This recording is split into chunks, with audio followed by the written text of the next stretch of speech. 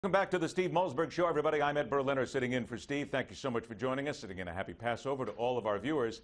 You may not have seen a whole lot about it in the news recently because it has died down a little bit, but things are still shaky at General Motors. Not only wondering about where their lawyers are going to come from, how much they're going to have to pay all these lawyers, what the government is going to do, but how about the manufacturers themselves here in America who are worried about cars still coming in from someplace else that get 300 miles a gallon? We can tie this all together in what is now known as Switchgate.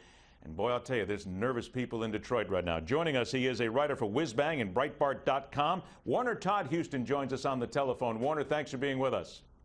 No problem. Thanks for having me. Well, let's catch up a little bit then, because we really haven't heard a lot lately from that big first splash that we got. Is it your opinion as well as mine that right now the biggest thing that's going on around General Motors is everybody scrambling to find lawyers and everybody trying to still get their story straight? Well, yeah, for sure. I mean, we have this this whole thing with the ignition switch causing accidents. 13 people tied to 13 people killed tied to this faulty switch, and GM people running for cover, trying to find out, how they can cover up what had been going on for maybe as long as a decade. See, that's the thing that I believe has to catch people. You know this and I know this. This couldn't have gone on for very long without not one person knowing it, not two people knowing it, but several people knowing what went on. That's a criminal investigation. That becomes a conspiracy in the eyes of some attorneys. Would you not agree, though, that this is not just Mary Barra and one or two people, the CEO, by the way, of GM? It's not just a few people here. There's got to be a lot of people in this food chain who knew that this mistake was going on. Well, certainly. I mean, these auto companies have whole departments filled with people that are studying these problems and creating these new products. It's not just one or two people. I mean, they've laid off 2 engineers. But does anyone really believe that just only those 2 engineers knew anything about this? Tell us about the testing procedures a little bit here, because I think that's all part and parcel to this, because as you mentioned, there are dozens, literally hundreds of departments at every manufacturer, and that's what they're supposed to do. Look at the nuances, look at these little things as they go by. Are we just looking at complete negligence here, or is somebody saying, don't worry about it, it'll fix itself down the road? Well, the way things work, it's probably a little bit of both. There's probably some saying, no, we'll fix it later.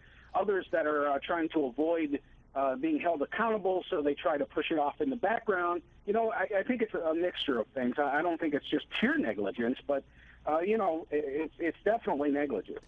We look at manufacturing now, and certainly there's always been a lot of talk about American car manufacturers and the cars that they're making now. Certainly the Koreans, the Japanese, other manufacturers have certainly made strides in the last several decades. How worried are American automobile manufacturers right now that this will impair the trust and confidence that people have in American automobiles, which already have taken quite a ding? Well, they're certainly worried, but of course that's why they try so hard to get government in their pocket, and vice versa, for that matter. It's more or less a protection racket. They don't let these foreign cars in as often, or these foreign ideas or these foreign manufacturing ideas into the country, because the government has regulated them out of existence. When you talk about government protection, let's dig into that a little bit, because certainly everybody knows that General Motors is government motors. Certainly they bailed them out. In your opinion now, we've heard all the stories before, but the bailout itself, did that have any impact here whatsoever? Can we put this in the timeline of what went on at General Motors?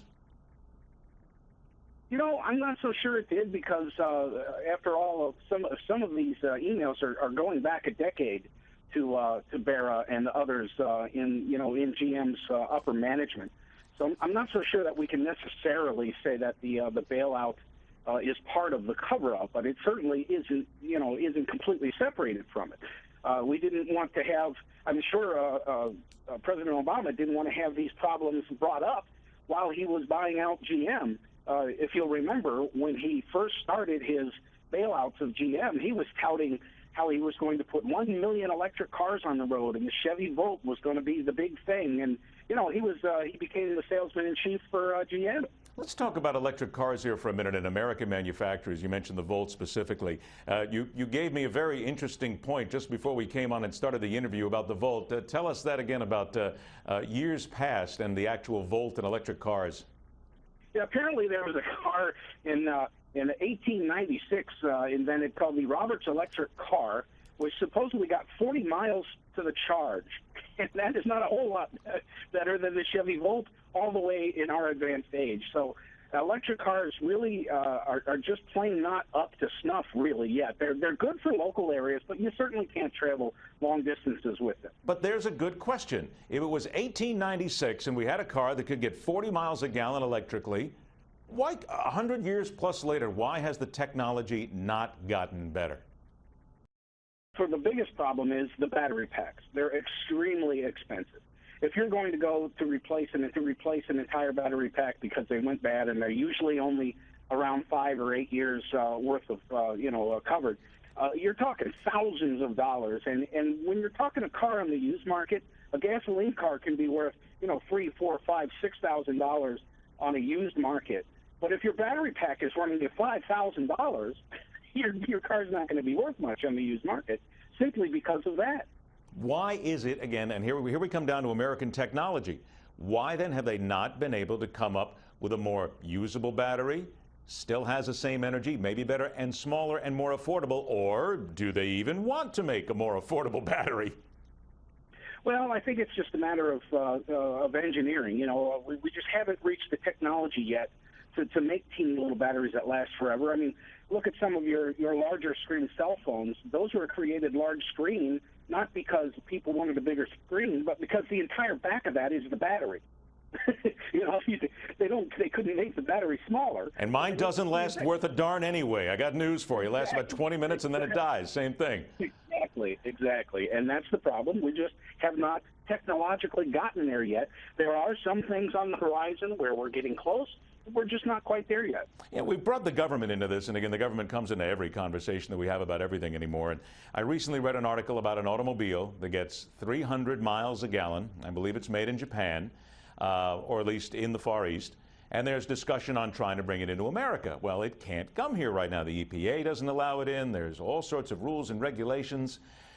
Do we still need to go back to, once again, we have a government and American car manufacturers colluding to make sure that the competition stays right where it is? In a lot of ways, but you also have government. Realize that when you're buying gasoline, you're paying taxes for the roads.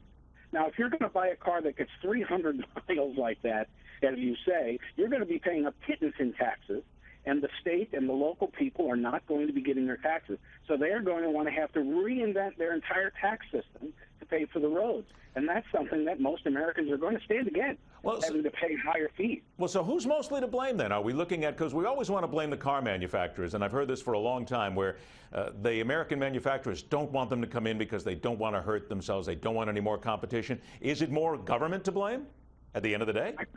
There was a time, probably years ago, where maybe that was more, in your years when Tucker was making his car, and there was a big, outcry against him in the auto industry. But today, I believe it's government that's more the problem. When we look at this, about 30, 40 seconds that I have left or so, and we look at what General Motors is going through right now, you write about cars, we follow the automobile industry. How long is it going to take for General Motors to get their reputation back? And can they even get it back if we get criminal charges here? That would be disastrous for them. Yes, it would definitely be disastrous. But, I mean, how many times America loves to give people a second act. So I wouldn't count anybody out down for the count. Al Sharpton's been able to make a new living after all of his criminal past, right? No, please don't say those two words. Those two words are not allowed. Whenever I host the show, those two words are not allowed on it. It's far enough. We go right there. Let's just put it this way: General Motors has got a long way to go, and I think we're both on the page that we're going to wait and see what the government has to do here and what the lawyers have to do. Hey, Warren, it's been a pleasure to have you on the show here. We'll wait and see what happens, and I won't tell them what kind of car you own, so we'll go to that a little bit then. Thank you very much. Warner, thanks so much. Warner, Todd, Huston joining us. It is interesting because, quite frankly, you have American manufacturers who are sitting here right now, and they are all waiting to see what happens to GM. Why? How many other problems do you think that they have that they've been trying to hide for a lot of years? We'll talk more about this. I'm Ed Berliner, sitting in for Steve Mosberg. Newsmax TV rolls on.